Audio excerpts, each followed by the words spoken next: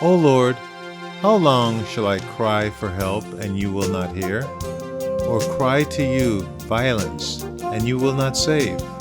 Why do you make me see iniquity, and why do you idly look at wrong? It's Tuesday, the 13th day of September, 2022. Clive Walsh here, and it's time for the reading of our devotional thought for today, coming from the book Truth for Life by pastor and author Alistair Begg. Today's devotional thought is entitled, How Long? Why? And the verses today, Habakkuk chapter 1, verses 2 and 3, and it reads, O Lord, how long shall I cry for help, and you will not hear? Or cry to you violence, and you will not save? Why do you make me see iniquity, and why do you idly look at wrong? That's Habakkuk chapter 1, verses 2 and 3.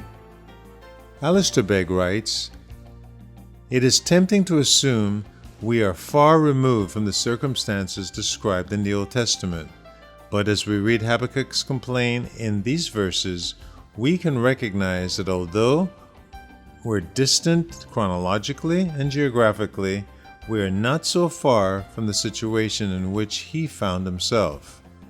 Habakkuk describes problems with people within God's people. They had strayed from what God had designated for them, and there was no end in sight. Worse, God apparently wasn't intervening. The issue as Habakkuk viewed it was twofold: God's timing, how long will you tolerate wrong? And God's tolerance, why do you tolerate it? These questions can also be found on the lips of many thoughtful believers today as they look at the church. How long will this go on?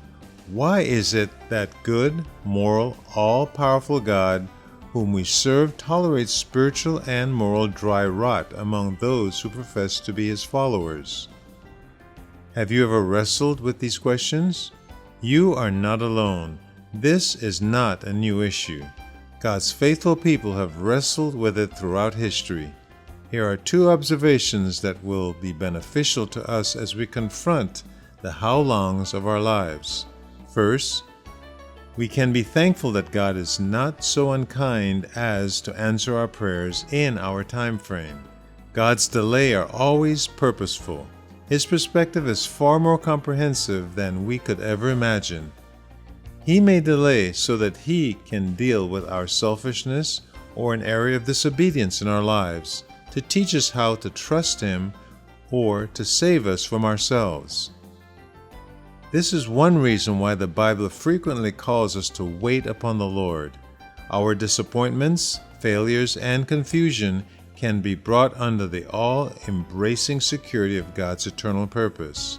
Second, we can follow the prophet's example in calling on God for help. Habakkuk took his complaint to the only place where we ought to take ours, to the Lord. He recognized what the psalmist says, May help come from the Lord who made heaven and earth. And that's Psalms 121, verse 2. The Psalms are full of godly believers bringing their confusion and questions to God. This gives us permission to do the same. He understands why we cry out, how long, and why. His ultimate answer is given to us in Jesus and his triumph. He loves to bring the glimmers of dawn after the darkest of nights.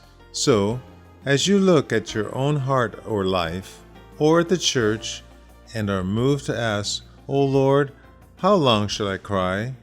You can find solace in the words such as these. God is still on the throne, and he will remember his own. Through trials may press us and burden distress us, he will never leave us alone. How long and why? The title of our devotional thought for today, and we pray that God has given you answers to questions that perhaps you have entertained, or just encourage you in the fact that he is in control and he is working whether we see it or not, whether we understand it or not. And may God continue to be God, and may we allow him to do that in our lives today.